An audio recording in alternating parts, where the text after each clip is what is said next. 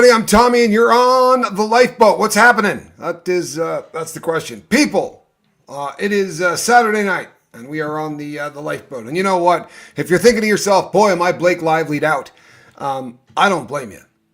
I really don't.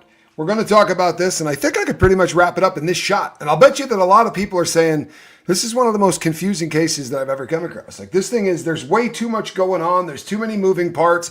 There's a new friggin' piece of paper filed every single day. And it just seems like if you're not really good at legalese, or if you're not following this thing absolutely line by line, it's easy to get caught in the minutia of this. And you start wondering whether or not all of it, and I do mean all of it, is BS. Who's lying? Who's telling the truth? Obviously, this is a he said, she said. And we all have a pretty good idea that one of these parties is full of crap. But honestly, do you think you have a pretty good handle on what is going on in this case? Because I didn't, and I've been following this thing pretty closely, but I really feel like until today, this is one of the first times where I really feel like this is all kind of coming together. And this is so much more disgusting than we all thought it is. And that's no joke. As the timeline of this thing starts to come together completely, and you start to realize that a lot of the allegations and a lot of the things that have come up in this from the Lively camp are retroactive. She's going back and filling in complaints a year later to fit the narrative that she's currently going with. The trouble with that is the guy that she's going after, we all know who Baldoni is. Well, the guy's cleaner than you could possibly imagine. A couple of days ago, Blake Lively released a brand new amended complaint. And a lot of people all across the universe, all across the universe, are on the edge of their seats waiting to hear the smoking gun that Blake Lively's going to bring to the party. And we did a show on it here. As opposed to being like a smoking gun, it was more of a... There wasn't much there. But as you start to peel this thing and you start to go back, what you're going to realize is that she is in deep trouble. And so is her husband. They're screwed. They really are. When they filed the first lawsuit rather, they described things that when they then did the amended lawsuit, they absolutely changed them 180 degrees. Now, this is going to be pretty easy under a deposition for an attorney to sit down and go, Blake, got a couple of questions for you, right? She doesn't want to get deposed by this guy. She doesn't want to get deposed by that guy.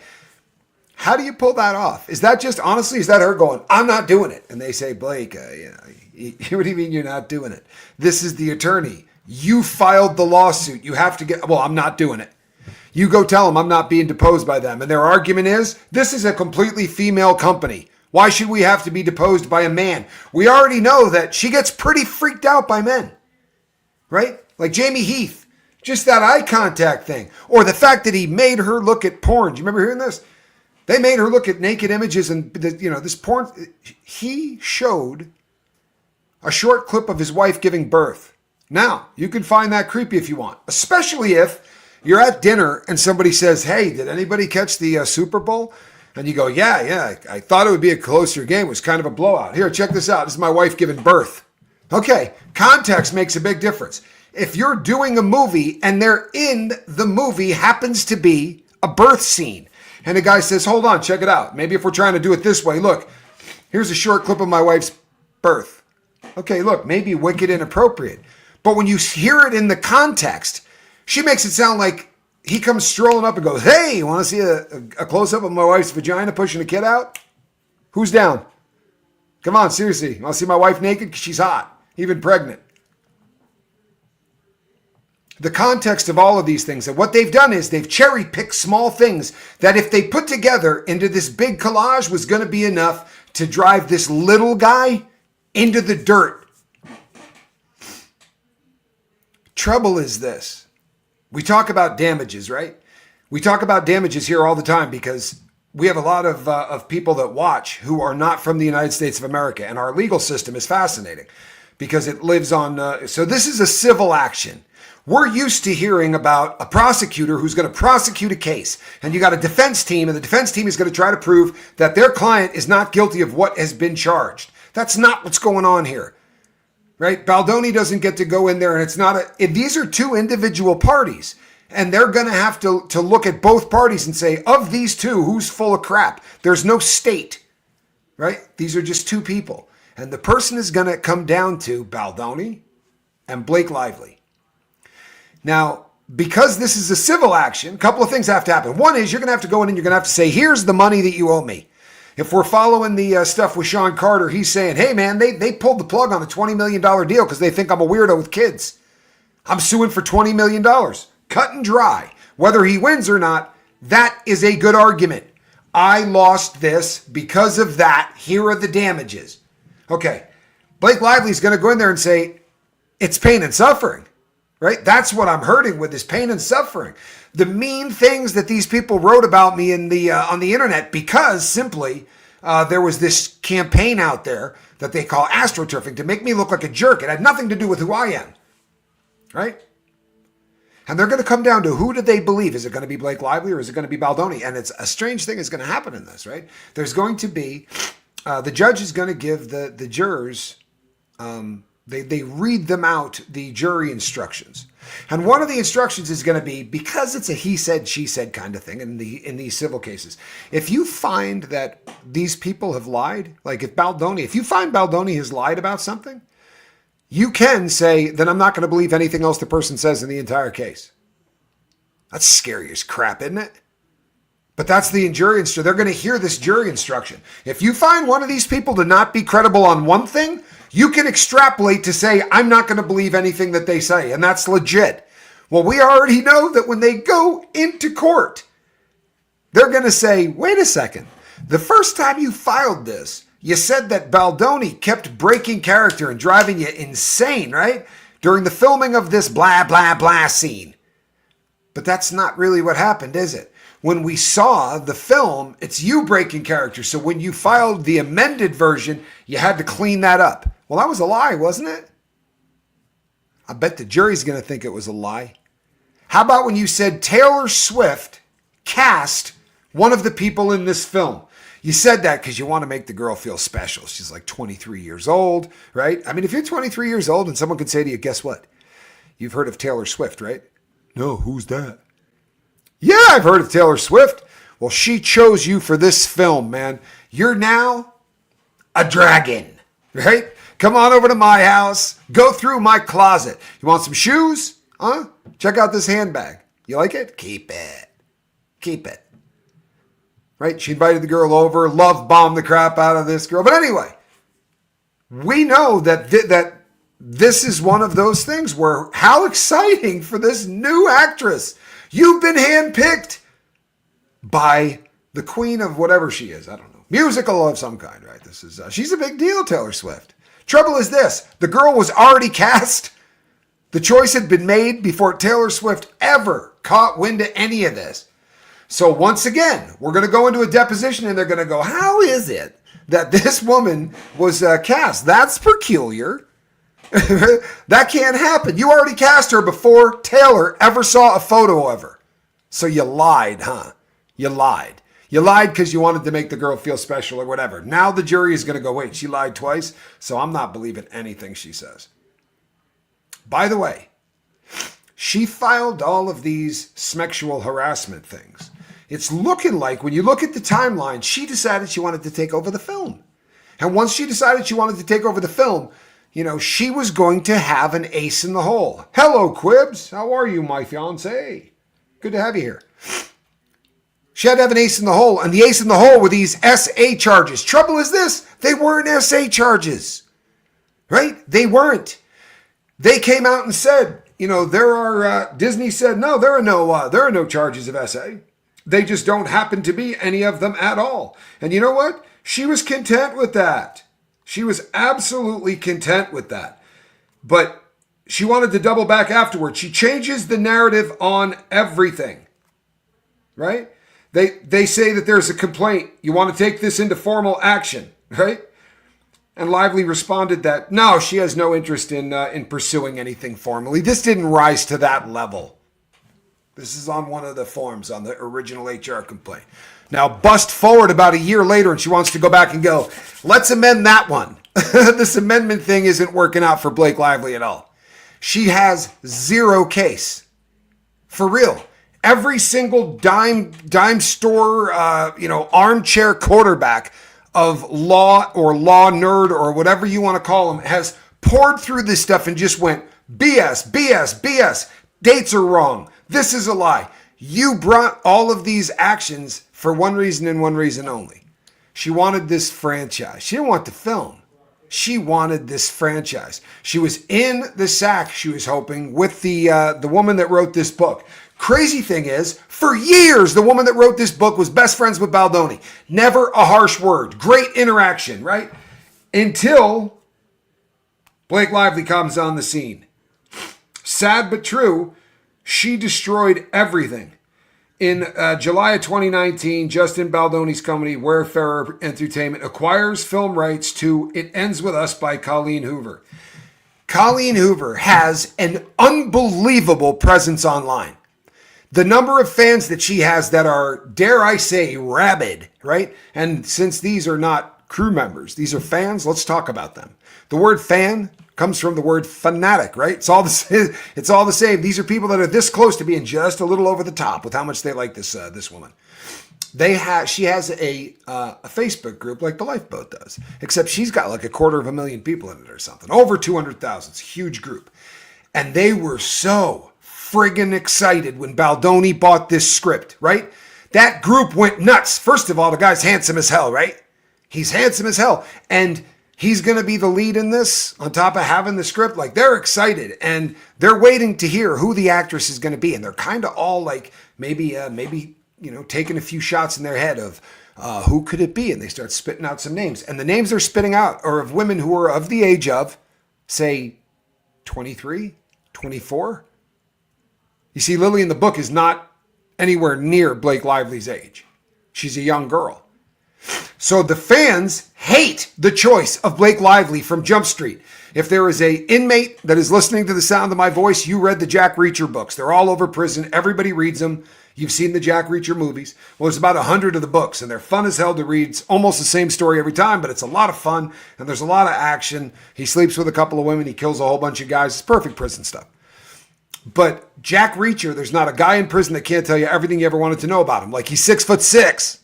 He's a big dude. So when Tom Cruise got cast as Jack Reacher, we hadn't seen the film. Nobody gave him a chance. Inmates were going, Tom Cruise, bro. He's like 5'5". You can't have Tom Cruise playing Jack Reacher. The same thing happened on this Facebook group page.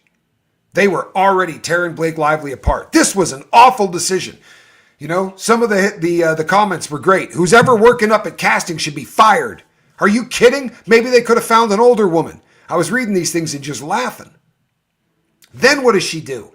Well, then these people are fired up. Do you understand? These are fans. There's hundreds of thousands of them. And they've been waiting a long time to see this story become a movie. And they trust Justin Baldoni. He's come on. He's done Facebook Lives with him. He's done all of these interviews. He's got a podcast where he talks about things like DV. This dude is the perfect choice. By the way, he's talking about DV from the beginning. They tried to make it sound like during the production, when they were promoting the film, he wanted to kind of hijack it and start talking about that. This is what the story's always been about. From the beginning, he had already set up to donate a percentage of I think it's 1% of the film, of what it makes, and donate it to a particular charity. One, by the way, that Blake Lively snubbed, didn't show up for. But she also didn't read the book. So she didn't understand why people were already crapping on her. It didn't make sense to her. Well, if you had read the book, your feelings might not be as hurt. They're not saying you're old and ugly. They're saying you're not the same age as the character in the book. But she starts hearing old and she's going, I'm not old. Somebody must be trashing me. They must be paying some PR firm to ruin me. And her husband's going, yeah, you're not old. Read the book. They were angry because it's just not a good match. Blake Lively isn't Lily. And the people that read the book thought that. So now where are we at? Now you got a whole pissed off group of people. And they begin filming. By now, they're all kind of biting the bullet. Okay, screw it. You know what? Maybe we don't want Blake Lively, but she's a big name actress. It's going to bring a lot of attention, and maybe the message of DV is going to get out farther because of this. This is a good opportunity, and everybody starts kind of rallying around and getting a little bit excited. So it's doing this one, right? However, then Blake Lively gets spotted after the first round of shooting. Now, this is before the writer's strike shut everything down. They had been filming a mere 16 days when the writer's strike shut down everything. That filming had been done in Hoboken, New Jersey, the majority of it. So while they're filming this, people are taking photos, right? The paparazzi is snapping off pictures. This is a big deal. A lot of big name stars, and they're filming in town, and they film her in about 10 or 12 different outfits. And you ladies, you ladies are something else, because the women involved wanted to weigh in on the outfits that Blake Lively was rocking. A lot of women weighed in on it, and a lot of guys that talk like this and have big channels where they talk about fashion, and shredded Blake Lively. Now, here's the thing. They don't think they're shredding Blake Lively. They think they're shredding who's ever handling doing all of this for the purpose of, normally there's going to be somebody hired to do this. So they're not shredding on her, but they know Lily. A lot of these people have read this book multiple times, man. I get Tupac on the live, or you're I'm doing Tupac, I promise you. The Tupac case will be covered. You have my word. You have my word. Okay, I promise. Folks, that is coming. I promise you the Tupac thing is in the pipe. We're definitely going to get that. So they're not busting on her. Really. They're busting on the wardrobe people. The problem is she's the wardrobe person. She got to pick out all of her own outfits, and they don't match the character in the book. Why? Because she didn't read the damn book. She doesn't know who the character is. There's no character development. Why is there no character development? Because she's not an actress or an actor or whatever. Now they're called actors. She's not an actor. She's a hack. Actors they write out whole histories for characters. They write who Lily is back to when she's 3, right? What her favorite color is. How did her first date go? What was her prom like? Right? It's the difference between people that win Academy Awards and people that, end up like Deadpool. Look, you can make $1 gazillion in Hollywood without having a whole lot of talent. And by talent, I mean acting talent. I mean, Ryan Reynolds, he's quick with great little one-liners throughout an entire film, but we're not talking about playing Macbeth.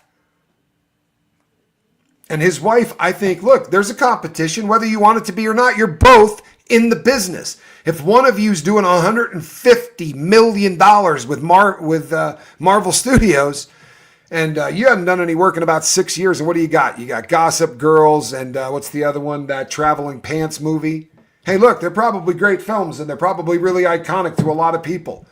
But if I said A-list actresses, you going to name Blake Lively? Problem is, they think you're going to name Blake Lively. Right? Blake Lively and Ryan Reynolds are 100% convinced that you are going to name her, but she's no A-lister. Now, on January 6, 2023, so 4 years later, almost, right? 3.5, 4 years later, Blake Lively is cast as Lily Bloom with Baldoni playing and directing Ryle Kincaid. This is the point at which everybody starts going nuts on her. This is where it starts getting ugly. Thank you so much for your advice regarding my Xanax addiction. Already taking 1 milligram less. I love it. Please, slowly. Step off of that really, really slowly. That's a scary substance. It's one of the ones that we talk about that can kill you if you quit cold turkey. Never quit cold turkey. But I'm glad to hear that. That is awesome. In fact, the official participation trophy of the Lifeboat. You'll see that. It says Lifeboat right on there. And we give this out to people that are fighting the good fight. So thank you. You rock. Fantastic. Bjorn! To be sober. I'm telling you, you'll be happier when you get there. Did you see what I did there, folks? That was Bjorn to be. If you don't know what that is, I apologize. April 20th, Brandon Skelnar joins the cast as Atlas Corrigan. May 5th, principal photography begins in Hoboken, New Jersey. June 2023, production halts due to the Writers Guild of America strike. At that point, they got 16 days in the can, right? 16 days of filming. All of the complaints of Blake Lively take place during that 16 days. All of the things that she says happened to her and others on the set. All of those complaints all happened during that 16 days. Trouble is this, we got so many damn text messages, so many damn emails, so many interviews of people talking about that 16 days. Because what do you do during a writer's strike when you can't go to work? Well, you could start to promote stuff, you could do interviews, you could start talking about the film that's going to be coming up. And a lot of people did just that. A lot of interviews got given. And a lot of people were asked about what it was like working on the set of this. Isabella Ferreira, this is the young girl, right? Oh my God, the question was, I'm going to ask you one last extra question, which is, how has it been working with Justin? Oh my God, so good. So good. He's just been so generous with advice and just overall in the entire process of letting me observe and really take in everything.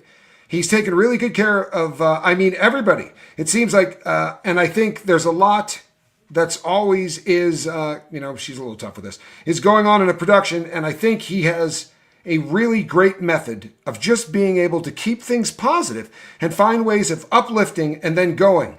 And then there's also this look at that. I feel like that's as an actor who's also first starting when you try to get used to everything. It's really important to have someone go that's really good. Okay, let's now get a look at this. And there's no patronizing. There's no, I don't feel heard. There's no, I don't feel like I can go up to him and ask for anything. I mean, our first phone call, from that point on, I got the job. It was FaceTime. And the first thing he said to me was like, whatever you need, whenever, call me. Immediately, I had his number. There was this immediate understanding that literally, whatever I need, anything, I knew that I could just reach out to him. And it was immediately such a comforting feeling that I was just diving into something and not knowing what was going to happen. So, yeah.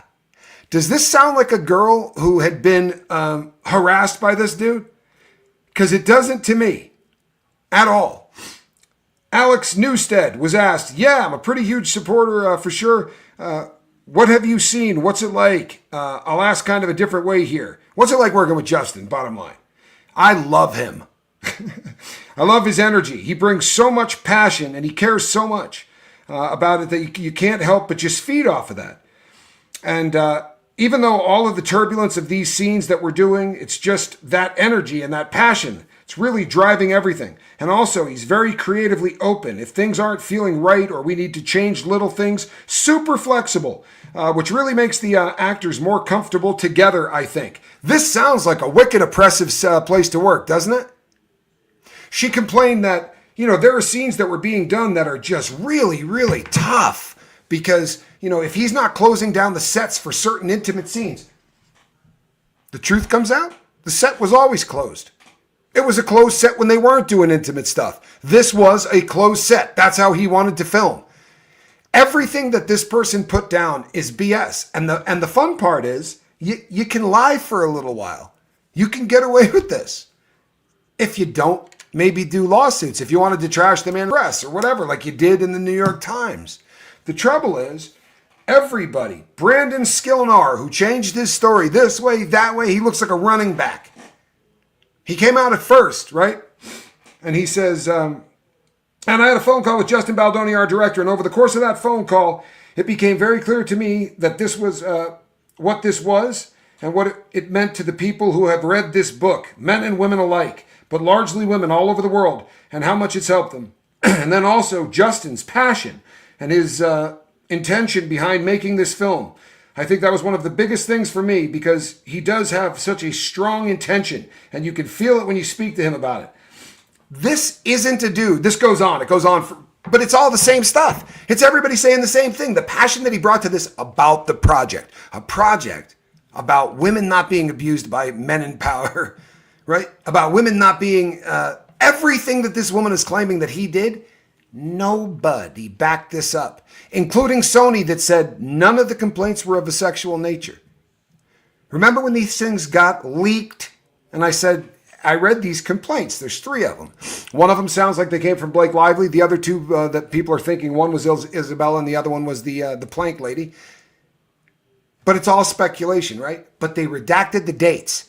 And we said, I can see redacting somebody's name. Why are we redacting the dates? We're redacting the dates because it's going to be a year after these things supposedly happened. I promise you, when we see those things, that's what you're going to see. Because they're already talking about how she went back and filed complaints retroactively.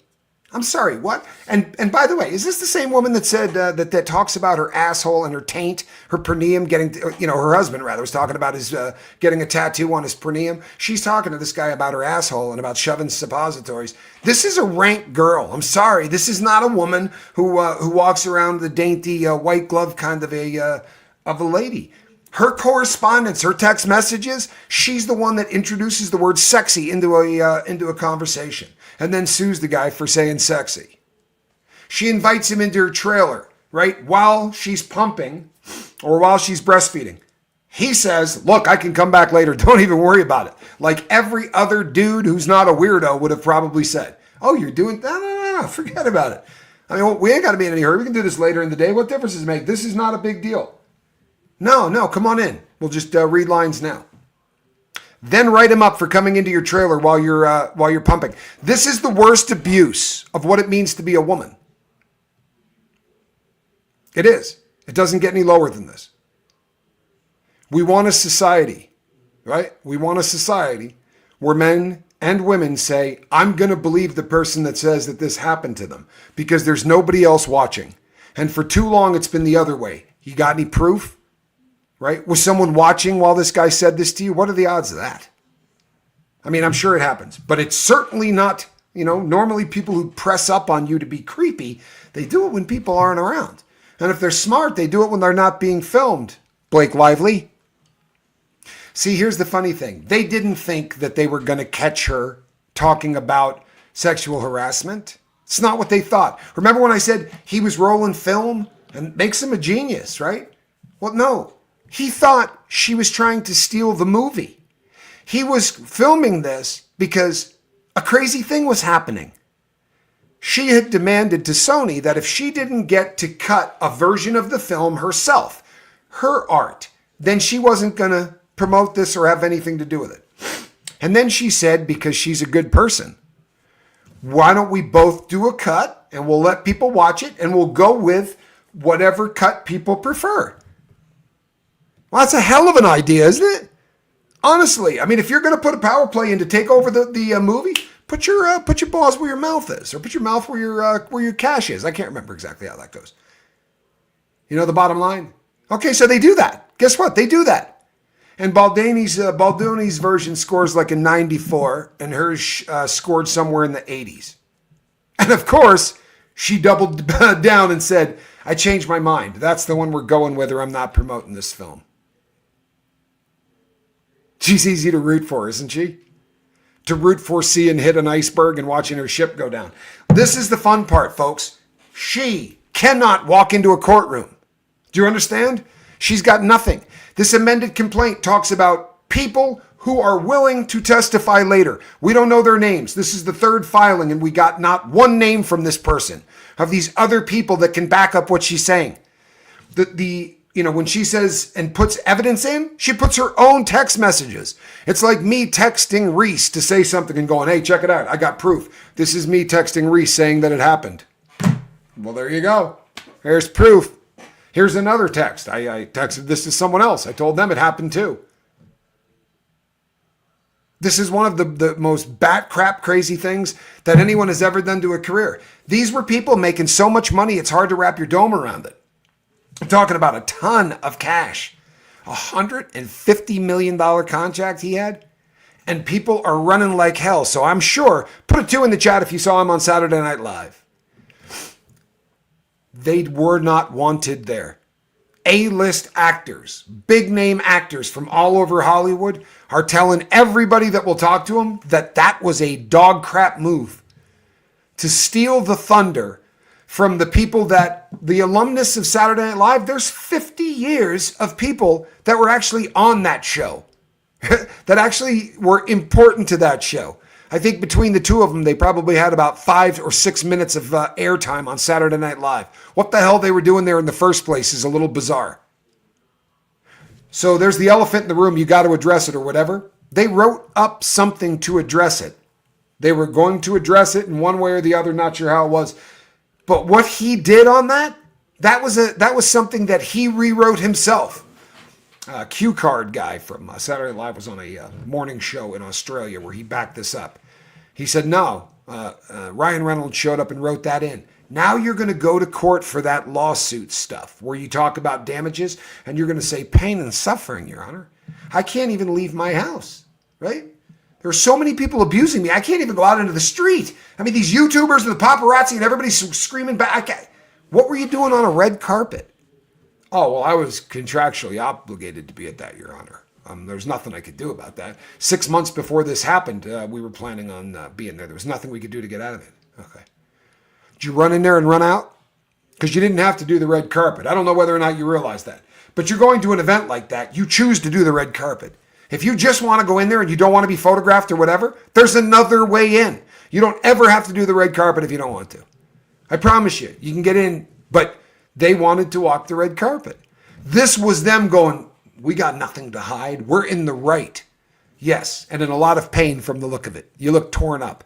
By the way, then they stuck around, took a bunch of selfies, hung out with a bunch of people, while apparently half of the room talked about him, right? Just like an oddity, like I can't believe these freaking people are here. Can you believe this? Check it out, man. Ryan Reynolds and his crazy wife showed up. Can you believe that crap? What kind of nerve have these people got? And you know what the rest of the room was doing? The rest of the room was shaking their head like this, going, I can't believe you're not part of the cool club anymore. Maybe you didn't get the memo. Go away. Nobody likes you. And that's the truth. Nobody likes it. Apparently, Chevy Chase was willing to hang out for a minute. And the Dakota Johnson, she hung out for a little while at 50 Shades of Giggity. That girl was there. And they left. This is how it's worded. They left with Paul McCartney. I don't know what the hell that means, but they left with Paul McCartney. Maybe they went drinking. They skipped the after party.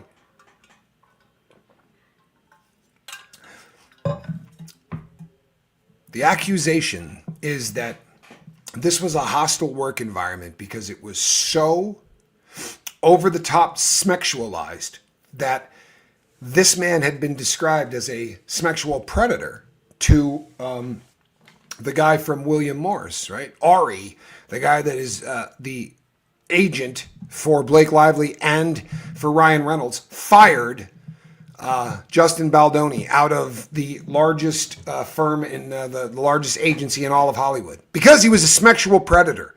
There's nothing anywhere to prove that. And there's tons of film to prove it the other direction. Right now, I know this is hard on Baldoni and it's hard on his family, but somewhere inside they got to be going, because the other camp has to settle this. You hear me? They cannot go to court. You probably heard, because you guys are all smart and you research stuff, Taylor Swift's pissed, right? Taylor Swift is not happy. Do you know what you don't need in your life? The Swifties hating you. Because if you think the 200,000 people in the book club over at It Ends With Us are going to be a problem for you, you wait to see what happens if the Swifties get angry at you. If Taylor Swift's people start going after her, she's done. But let's be honest, they're done. This is the end of Hollywood careers. You think there's any chance these people making a movie that people go to? They're mean. Mean people suck, right? Mean people suck.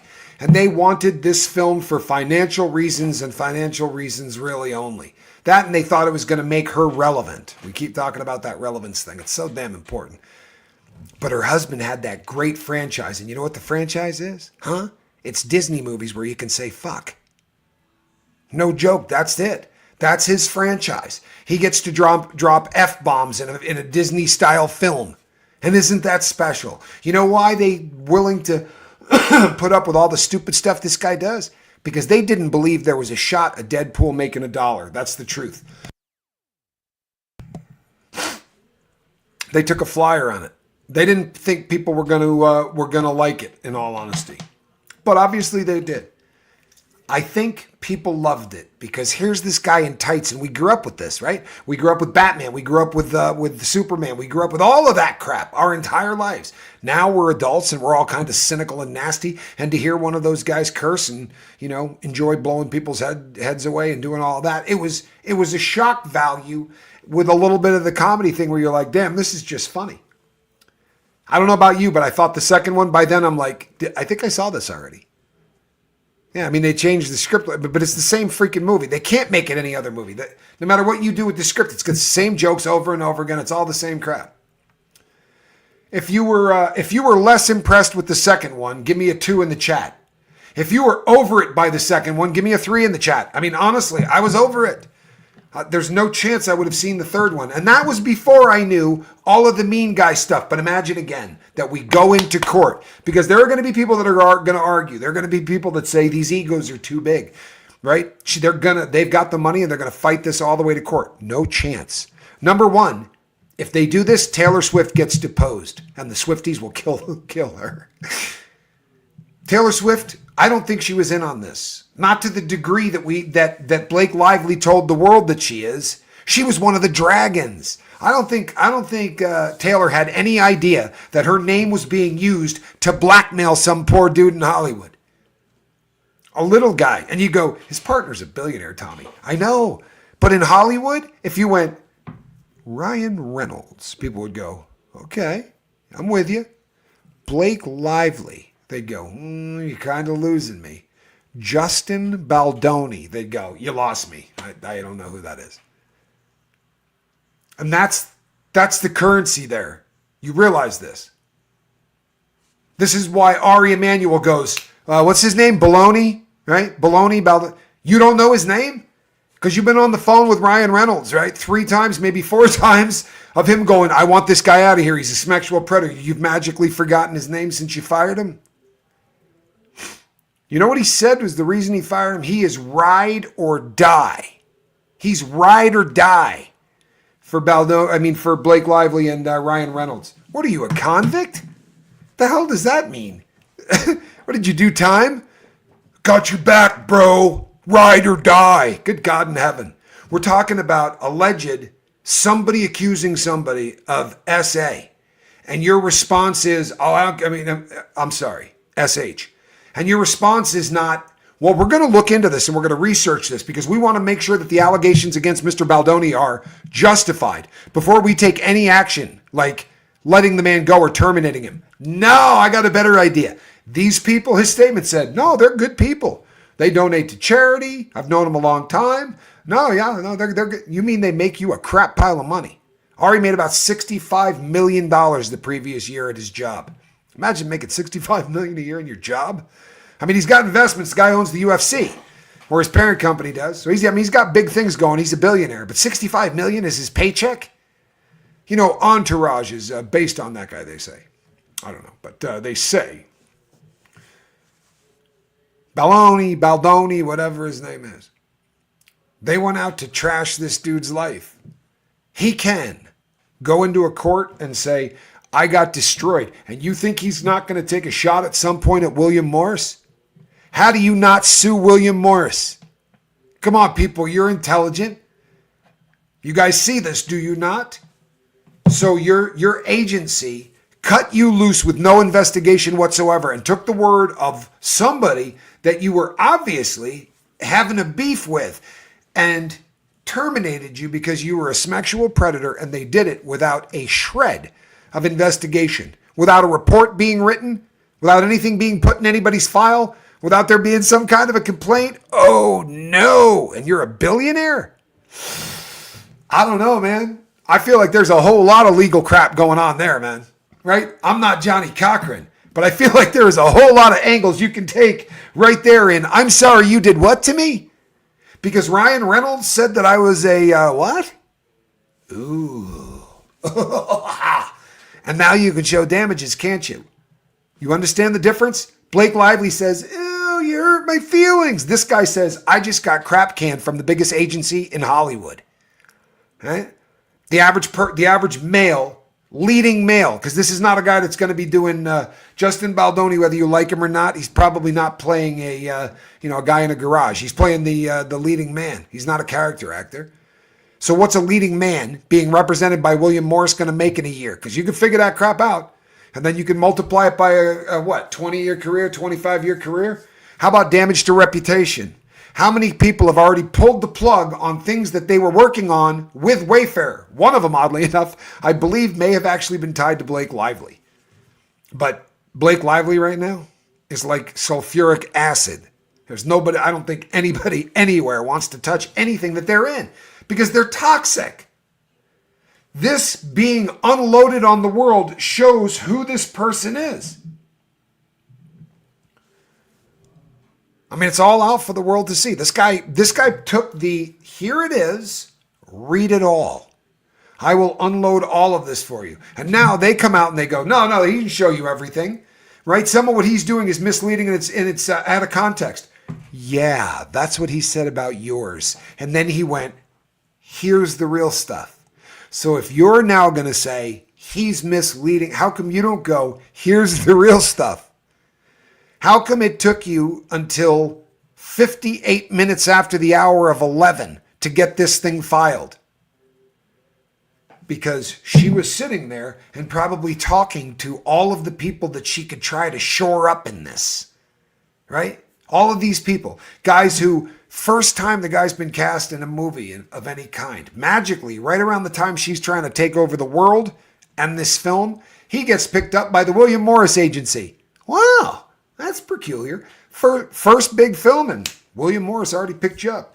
Was it Ari himself that reached out to you? Because I bet you money, and everybody knows it. Old Ryan Reynolds called down there and said, "Hey, this guy that's starring in the movie with my wife, man, why don't you guys pick him up? He's a hell of an actor, good looking dude. Seriously, it would be a personal favor to me. Hey, and you know what? If you don't get him any roles or whatever, I mean, but I'm trying to look good for this dude right now. Personal favor, can you pick him up at the agency?"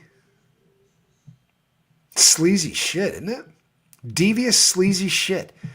And that guy bought into it because when the New York Times article came out, he jumped on to Blake Lively instantly, right? Same guy. I read you what he said about that, right? This is a perfect place to work. Everybody here is happier to pig and mud. I'm sorry, what? William Morris, you scumbag Baldoni. It's just obviously a really hostile place to work. I mean, this Baldoni guy's no good. Sell your soul quick. And everybody was getting something, right? The Candace Owens has done incredible research on this, on how every single person involved has either been love bombed or paid off or given a job or promised the next part in a franchise, promised the next part in a movie. Now, I know that there are cynics out there going, this happens every single day. This is Hollywood. I believe you. I believe you. There are always people promising somebody this, promising somebody that. Maybe somebody promises somebody a producer credit, with the PGA thing after it, right? Or whatever they call that. The little credit deal. The one that she wanted so badly at the beginning of this, that when they said, no, you don't have the experience to put down, and that's not what we want you to do in this film, Blake. I mean, you're hired to be an actress in this, and it's a great opportunity. This is a film about, read the friggin' book, because this part could be amazing. Unless you want to turn it into, How to Lose a Guy in 50 Dates or whatever the hell, one of those rom-com films.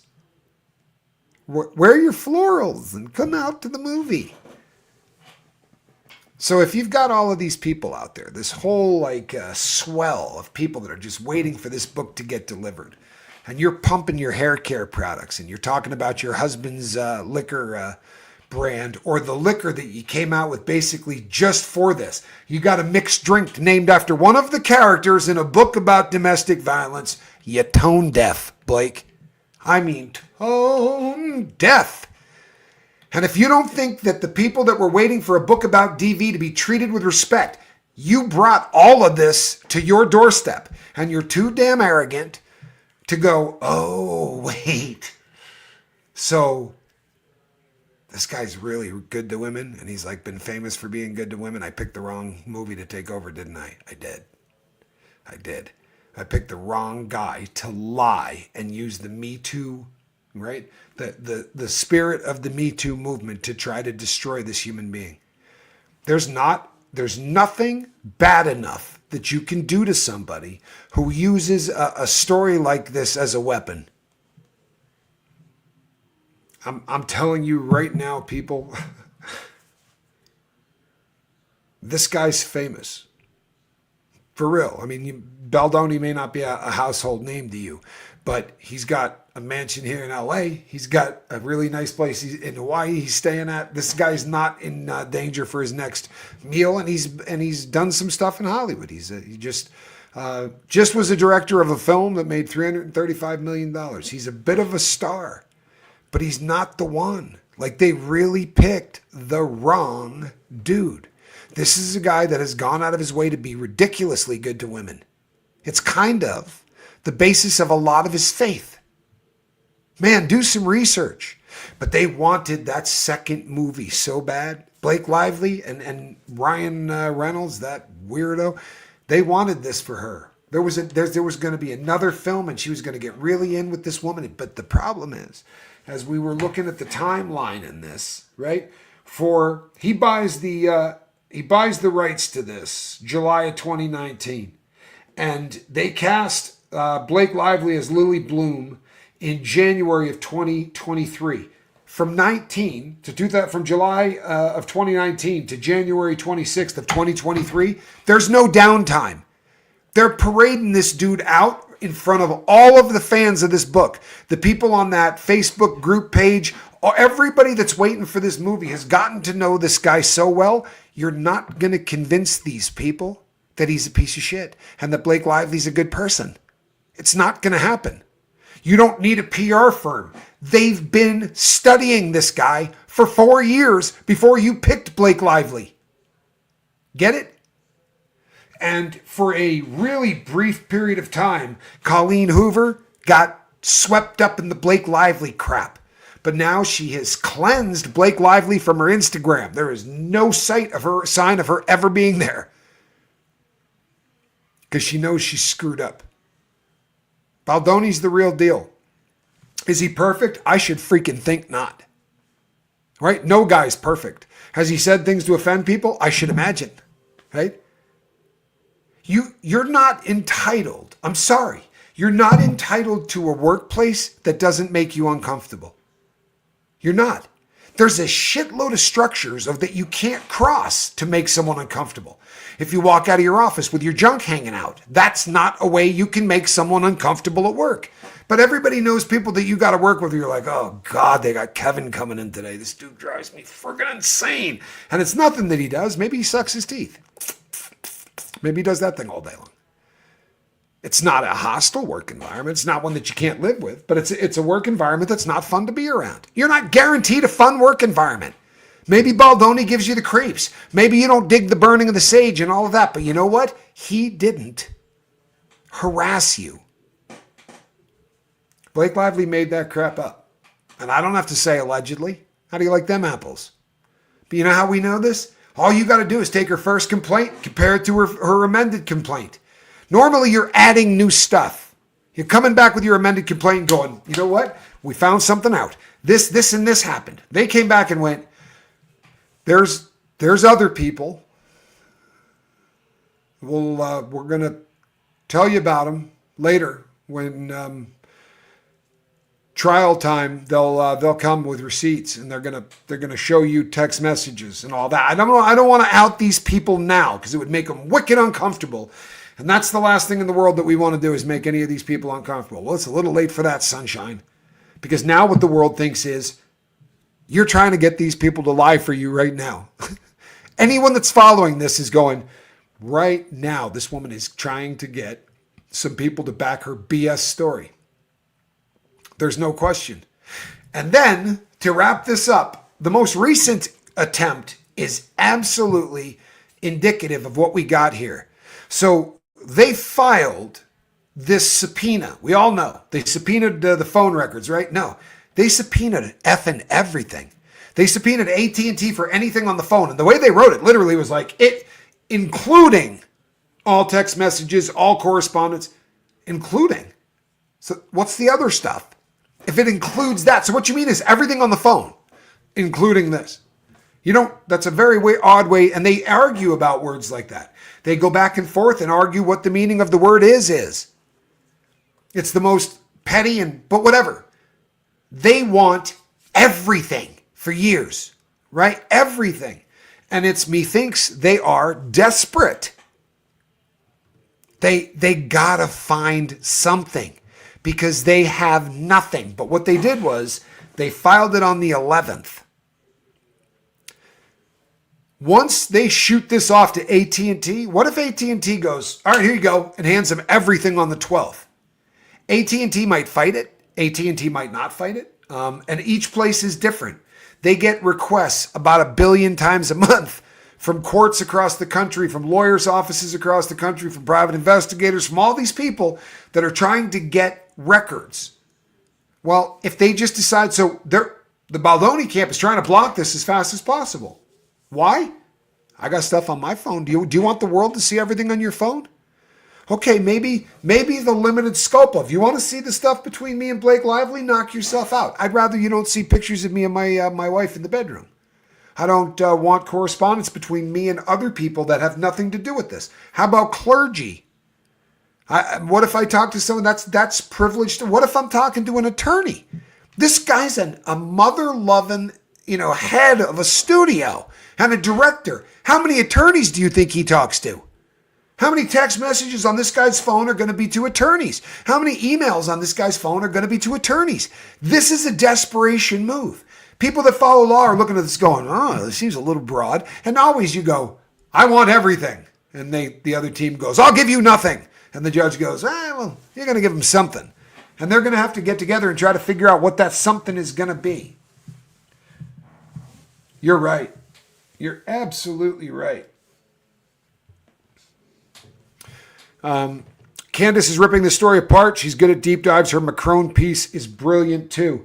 Yeah, and you know what? She said something really funny the other day. I don't know whether you want to believe in it or do you don't, but she is trying to prove that that Brigitte Macron is not a woman. And apparently Brigitte Macron has reached out and they're going back and forth, but she did the play on words. She's like, I cannot believe that they're trying to claim that a document that I had mailed to them and that they responded to, they've never seen. They responded to the document and then said, I don't know what document you're talking about. And she said, which just goes to show that Brigitte's got really big balls. I'm sorry, it just cracked me up. I thought, that's funny, man. Every once in a while, you got to... Candace is a badass. There's no question, man. There's no question. Candace Owens is an absolute badass. You have a lot of pictures, babe. I do not. She's lying, people. She thinks she's funny. I do not have a lot of pictures on my phone. She's just Reese, and she's funny. Now, videos, forget about it. No, but seriously, they're trying to get this really broad net, because if they don't get something caught in this net, then the only other option is going to be they're going to have to settle. And do you think that's going to be pleasant? Baldoni is asking for $400 million in damages.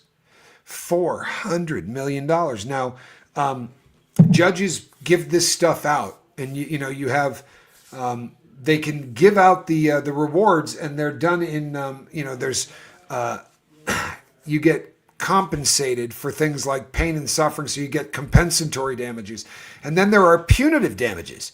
This is the thing where they go, well, I'm going to teach you a lesson to never do this again. We're going to show you. And this is where they can drop the hammer for another massive amount of money put on top of it to show other people out there that maybe you shouldn't use the Me Too movement to try to take over some or to get anything other than legitimate justice. The people that endured Harvey Weinstein don't need you pretending that what Justin Baldoni was doing is the same thing. That's about the crappiest thing that anyone in Hollywood has done in a while. And good God, it's Hollywood. And by the way, I just mean in terms of PR, by the way, because I'm fairly sure that kids are being hurt in Hollywood as we're speaking. Places Sodom and friggin' Gomorrah. In fact, if Sodom and Gomorrah are around today, they would be offended by Hollywood. My phone is an old Motorola, but there's no reason to... I'll tell you something. The Motorola flip phone was the greatest phone that that I ever had. There's nothing better than the Motorola flip phone. It is all video. If I do have any pictures, it's just still shots from the videos, because that's how I roll. Sorry, but that's how I roll. This started out. Remember this, folks. This started out for one reason and one reason only: hubris, arrogance. Right? A person that so badly needs to be relevant that when organically she became hated, she could not take it. And her husband, feeding into her ego, was sitting there saying in her ear, "They're trashing you, honey. There's no way, right, that people just purely hate you. This has to be a campaign of trying to ruin you." Let me tell you something. As a content creator, in the years that I've been doing this, there have been 3 or 4 different sets of trolls that have tried to take a run at ruining whatever it is that you're doing, right? Anybody that's a content creator has put up with those people. If you're a good person, the trolls are going to pick off a couple of idiots, or, a couple of dozen people are going to jump ship and go with them. And if your message is consistent and you continue to be the same person going forward, you're not going to be hurt by negative stuff. You're just not, because the real you will win out. Well, that's exactly what's happening. The real Blake Lively is winning out. All of the BS, all of the stories, all of the stuff we're peeling apart. What it comes down to is, this is a girl who sat in a chair and in front of the entire world being filmed, knowing millions of people are going to see this. Sitting next to a woman that you've worked with for a long period of time, you should be best chums with. And you make a joke about how she was born while her mom and dad were both locked up in prison. Because that's mother effing funny, isn't it? This is who this girl is. She's the same girl that says, "Hey, come on now. You know what? This is my husband's gin. Drink." What, 8 in the morning, 9 in the morning? And the guy said, "Oh, really? Come on." So he takes a sip to try to, because he's trying to get the interview. It's his job. This is at a press junket. And she says, "No, slam it. Come on, throw it all the way back." You know what it is? To a lesser degree, it's the same thing as Diddy. Really is. I can make this person do whatever I want. And you know what? Making people do things that I don't like somehow flips my switch. Do you know that there were 3 people minimum that she fired off of that set? 2 of them were women.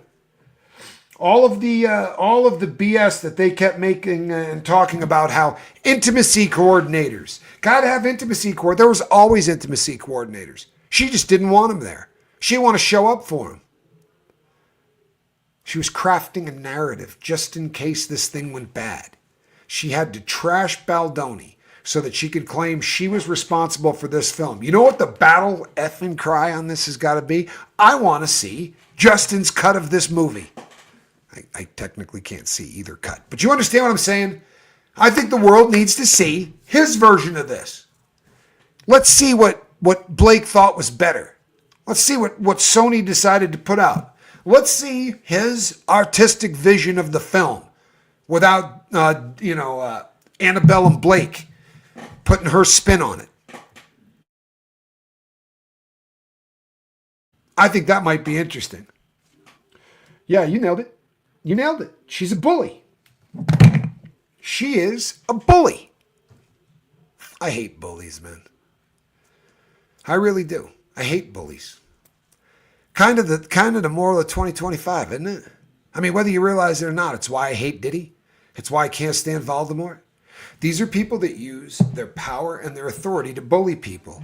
And whether or not you're saying you're going to do exactly what I want you to do, or I'm going to take over this film, or you're going to have to give me a blowjob if you want to be an actress in this film. They're all different, disgusting versions of bullying. Bullying is, I can force my will on you because I'm bigger, I'm stronger, I'm tougher, I'm richer, I'm in a better position. It comes back to the same thing every time. It's power. There are people who are pretty good with it. There are people for whom power gets in their hands and they honestly try to help. If they start to get a little notoriety or a little fame, they go, you know what? Maybe I can use the fact that people know me to do something good. Those people exist, right? Lieutenant Dan from the Forrest Gump franchise.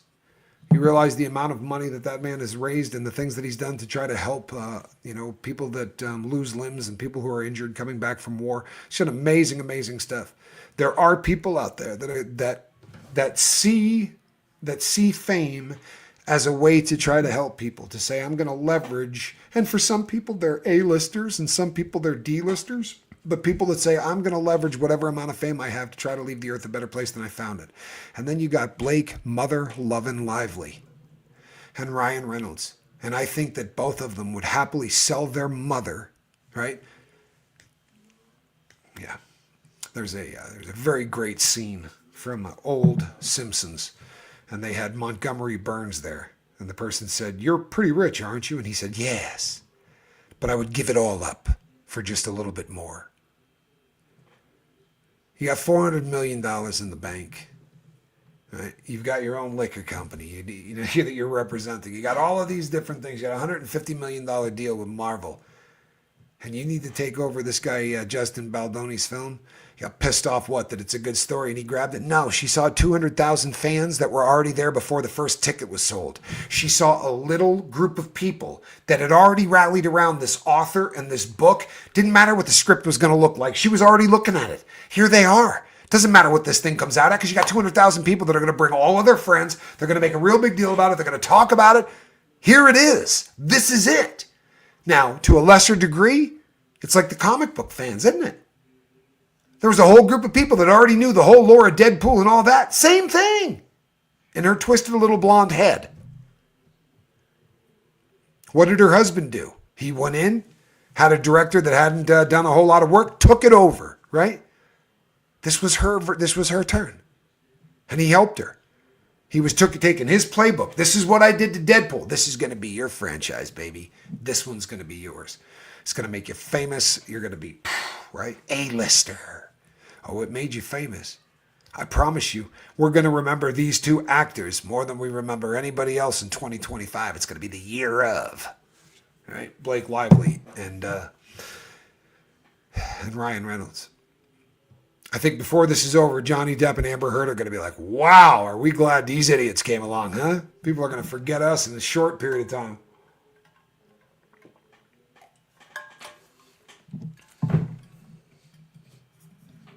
Yeah.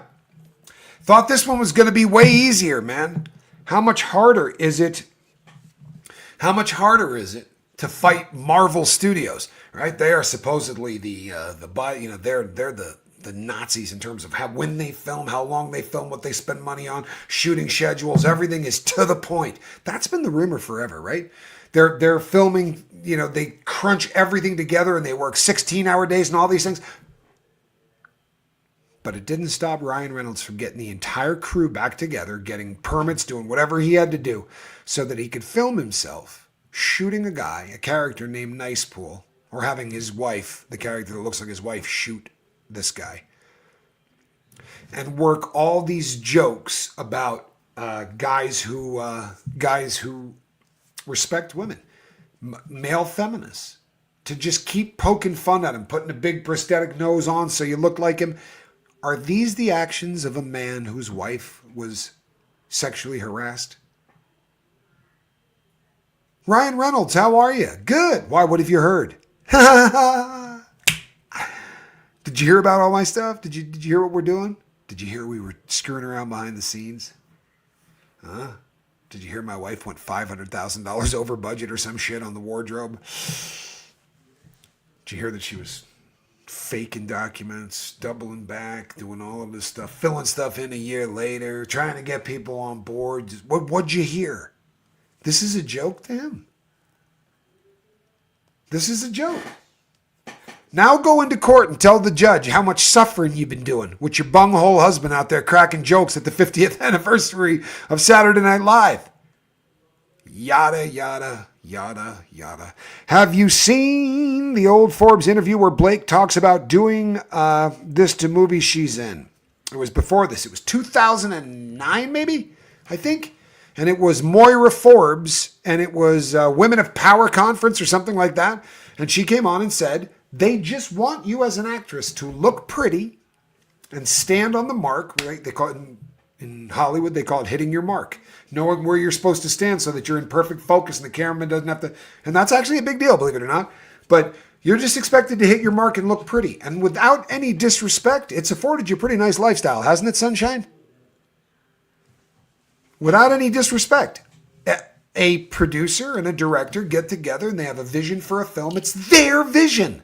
They put it together and they find actors, and their job is to take their little part of this and make it more relevant. Steal the damn show. Well, she got a different memo. Thought stealing the show meant I'll just direct it. I'll choose the music, right? I'll bring in Taylor, and Taylor will fire the guy that we've hired. Just firing people left and right. Right? This is my film. I'm going to shape it. And the proof is, when we tour at the end, I don't want Baldoni anywhere near it, because I want to say, no, this is my film. You get it? This is my film. And holy shit, it worked, didn't it? Small budget, $350 million or something worldwide. Good. Nice. They killed it. Trouble is, no one's going to talk about the film ever again. They're going to talk about the controversy surrounding the film. Because Blake Lively has created this story that she can't back up. And you know what? You got it out there. You're in the breeze doing this one. You can't pull this back. Right? You have effed yourself, and you can't un-eff yourself. I could not be happier, folks. I could not be happier. Sadly, when this does finally get settled, we're not going to know what it settles for. But this can't go to trial. It can't. First of all, she can't let Taylor Swift get deposed. She can't. People, that would blow this. You can't imagine what the Swifties will do. They're scary people, man. By the way, and when I say scary, I mean the most attractive, the smartest, hardest working. I mean, forget about it. And just kind members of society, all of you. So we'll just say that. And I wouldn't want to anger them. And I don't think that's what Blake wants to do either. But Taylor hates her now, apparently. And you can't blame her. How dare you do this crap to me, man? You know, if I ever become a famous person, I don't want people doing that. I don't want people using my name to close deals or to threaten people or whatever. I don't think there's much fear of that in the near future. But you know what I'm saying. It's pretty nasty stuff. Sorry.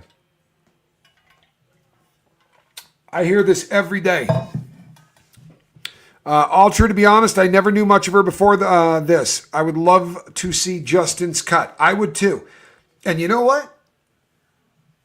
Nobody really knew who she was. She's that actress, right? My first wife, I don't know, my first wife was weird. She knew everybody in Hollywood. She had, not my first wife, my last wife. God help us. My last wife. But she would bring up these people's names and she'd go, oh man, you got to see this picture of Blake Lively. And I don't have any idea who Blake Lively is. And you could have showed me any one of about 5 of those blonde women from Hollywood and told me it was Blake Lively, and I would have believed you. I don't really watch stuff I just don't watch films ever anymore. And the only film I ever saw that Blake Lively was in was the one where she played a drug dealer's girlfriend. It's kind of an odd film. Brandon Galloway, good to see you, brother. Relatable Reese, what am I getting a damn babe on? 52 days sober. Brandon Galloway, my brother. Congratulations, the official participation trophy of the lifeboat going out to you, my brother. 52 days and going strong. Proud of you, my brother. True story. You got this. And I believe you spelled damn wrong, Quibs, but I won't hold it against you. 52 is my lucky number, by the way. Always has been. Alrighty, people.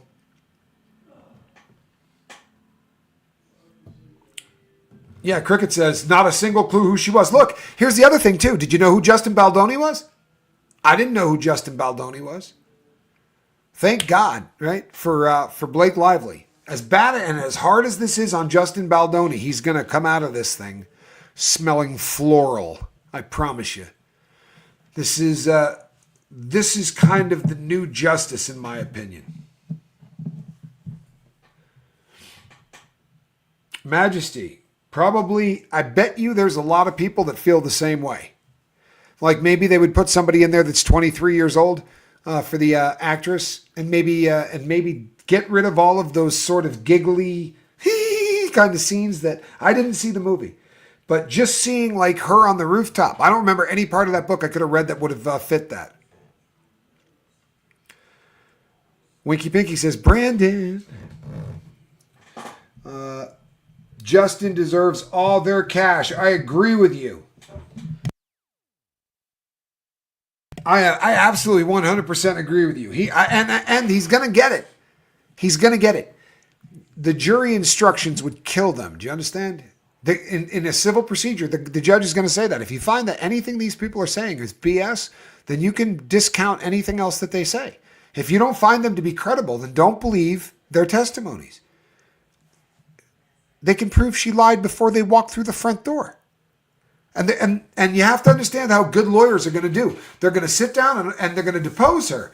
And they're going to depose her for hours on end. And they'll take you in a direction and then they'll go, let's go back to this. And I've done it. It's confusing as crap. And you think you got stuff in your head and you got everything worked out and they take you in a different direction, right? Okay, listen, you said you started acting, what, in high school? So what was the first musical you ever did? What? Yeah, you said you started in high school. I think it was Bye Bye Birdie. Excellent, Bye Bye Birdie. And you said you sent those first texts on January the 5th? That doesn't match up in the book. And you're like, wait a second, aren't we on Bye Bye Birdie? These people are pros. And they're going to ask her and trip her up and ask her all these questions. And they're going to get her dead and buried with 5 or 6 deceptions that they can get, boilerplate. They're going to go into court and go, this is where she lied, this is where she lied, this is where she lied, this is where she lied. She ain't got a chance, folks. Anything that she's doing from this point forward, this is all posturing. For real. I mean, now from a PR standpoint, they've got to be saying, how can we get out of this and pay the least amount of money and get the least amount of damage done to us in the press? And the one thing that they've got going for them, which is such an ironic thing, but you know what they've got going for them more than anything? Justin Baldoni is a class act. He has not at any point during this taken cheap shots. He has never cheapened this stuff by talking about it or joking about it or laughing about it. No, the only people that did that are the ones that are screaming that they're victims. Justin Baldoni's not out there cracking jokes.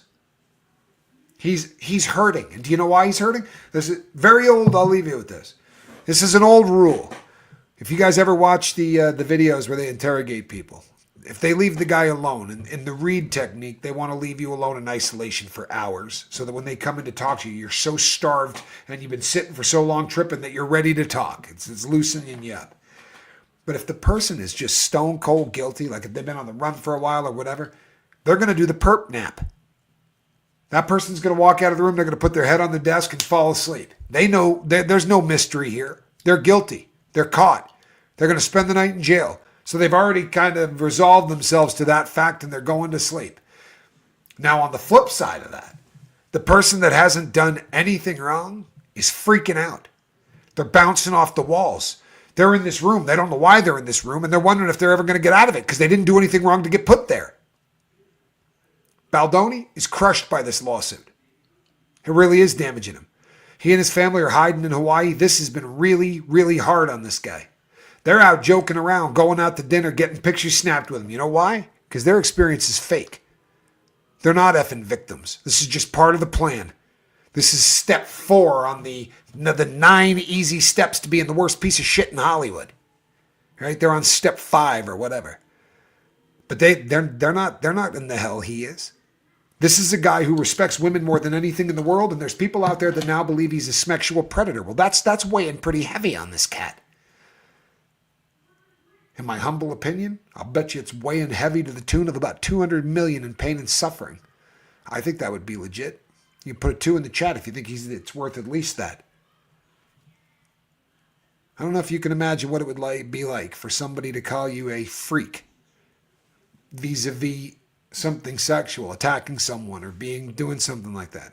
I've been accused. I mean, not in the court of law, that kind of thing, but trolls do this kind of stuff all the time. But these guys did it like professionals. They brought in PR firms and they did all of these things to destroy this man's life because there's going to be a sequel to this movie and he wanted his wife, Blake Lively, to be in it. And he still thinks he's a Hollywood genius like no other. So he let the guy from Deadpool write a couple of scenes in a movie about domestic violence. What could go wrong? Yeah. Well, on that note, I appreciate the fact that you people come and hang out with me. It's actually a really, really nice thing. And I do appreciate you guys. I will be back tomorrow. In fact, tomorrow is going to be an unusual day on the lifeboat. Stick around. We're going to be doing a crap load of content. I think I got 3 shows that I got to do tomorrow. So I'm going to go and hang out upside down. 400 million, says Winky Pinky, and I like it. I like it. Let's get you on the jury. There'll be no jury, folks. There'll be no jury. Do you know what I did today? Huh? I went out and looked at the tour bus that we're going to be taking to the Diddy trials. I could show you guys some video of the inside of this thing. It's well, it's nicer than any hotel room that I would be staying in. I'll tell you that. It's an absolute gangster tour bus. It's got a fireplace, folks. It's got a fireplace on it. I think you'll dig it. You will absolutely see me tomorrow. People, between now and the next time I see you, do me a favor, reach out and try to save somebody. And you know what? If you're still feeling like a little bit of content, go check out the show that Casper and I did this morning on After the Bars. It was actually a really good show. I'm proud of it. I really am. If you've never gone over and subscribed to my fiance, well, I'm not talking to you anymore. How do you like that? Relatable Reese, if we could get a wrench to put up the link to my girl's channel, please hit subscribe. You're going to see a lot of me over there. I promise you. I spend a lot of time over there on her channel. And make sure you also check out Cults and Crims. I'm the Crim. And I will see you on the next one, peeps. Between now and then, reach out and try to save somebody. Have a good night.